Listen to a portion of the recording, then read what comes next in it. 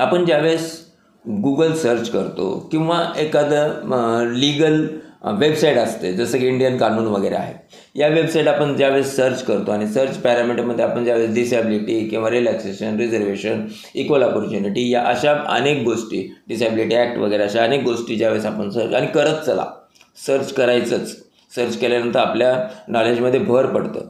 तर याच्यामध्ये जर आपण एक सुप्रीम कोर्टाची ऑर्डर जी की 1998मध्ये रेट पिटिशन 115 याच्यामध्ये दिलेली सुप्रीम कोर्टाची ऑर्डर आहे, ती ऑर्डर मी वाचतोय. Extend the same relaxation to blind, low vision and all disabilities at par with SC/ST. ही ऑर्डर देत असताना सुप्रीम कोर्टाने ॲक्च्युली ही गोष्ट आपले जे चीफ कमिशनर आहेत दिव्यांगाचे, आपल्या चीफ कमिशनरनी ही गोष्ट रिकमेंड केली होती. या गोष्टीनुसार सुप्रीम कोर्टाने ऑर्डर केली की चीफ कमिशनरनी जे रिकमेंड केलेली गोष्ट आहे ती गोष्ट लागू व्हायला पाहिजे. त्याच्यामध्ये त्यांनी स्पष्ट लिहिले आहे. आणखीन काही केसेस आहेत रिसेंटच्या हायकोर्टाच्या वगैरे. तर यानुसार दिव्यांगजन हा SC/ST इतकाच बॅकवर्ड आहे, हे सुप्रीम कोर्ट पण बोलतं आणि आता विविध हायकोर्टाने पण बोलले. फक्त याच्यामध्ये एकच प्रॉब्लेम आला की दिल्ली हायकोर्टाने एक निकाल होता Afzal versus medical council of India. तर या निकालामध्ये दिल्ली हायकोर्टाने मात्र या गोष्टीला डिनाय केलं. Refuses to treat disabled candidates at par with SC/ST candidates. त्याच्या मागचं कारण असं की त्या ऑर्डरमध्ये लिहिलेलं आहे की डिसेबल जरी SC/ST एवढेच बॅकवर्ड जरी असतील तरी पण त्यांना या कॅटेगरीमध्ये घेता येत नाही.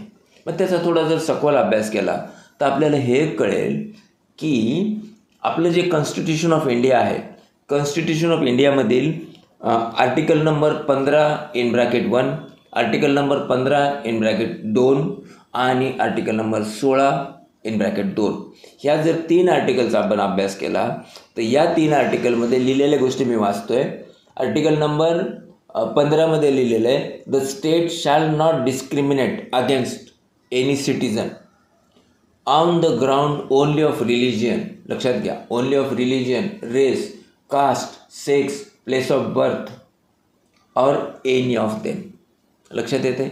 इथं जर डिसॅबिलिटी इन्क्लूड केलं तर मात्र आपल्याला या सगळ्या गोष्टीबद्दल खात्रीशीर 100% राईट राहील आपल्याला बोलण्याचा आणि त्यानुसार आपल्याला बेनिफिट पण घेता येईल. फक्त एक शब्द इन्क्लूड करायचा आहे, डिसॅबिलिटी. तसंच आर्टिकल नंबर 15(2) मध्ये काय म्हणलेलं आहे, no citizen shall on grounds only of religion, race, caste, sex, place of birth or any of them be subject to any disability. इथं डिसॅबिलिटी लिहिले, be subject to any disability, liability, restriction or condition with regard to. हे आपल्यासाठी तसं फायद्याचं नसतं, नुकसानीचं आहे. याच्यामध्ये पण एक अमेंडमेंट व्हायला पाहिजे.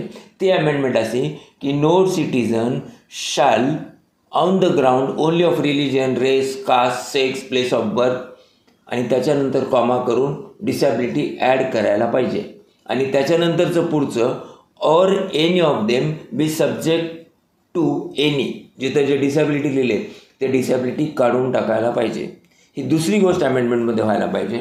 आणखीन एक गोष्ट व्हायला पाहिजे ती म्हणजे आर्टिकल 16(2). या आर्टिकल 16मध्ये no citizen shall on ground only of religion, race, caste, sex, descent, place of birth, residence or any of them be ineligible for or discriminated against in respect or any employment or offence under the state. तर या गोष्टीनुसार काय होतं की हे एक right मिळतो आपल्याला, constitutional right आहे तो. हा राईट मिळत असताना या पण आर्टिकल 16मध्ये डिसॅबिलिटी नाही आहे.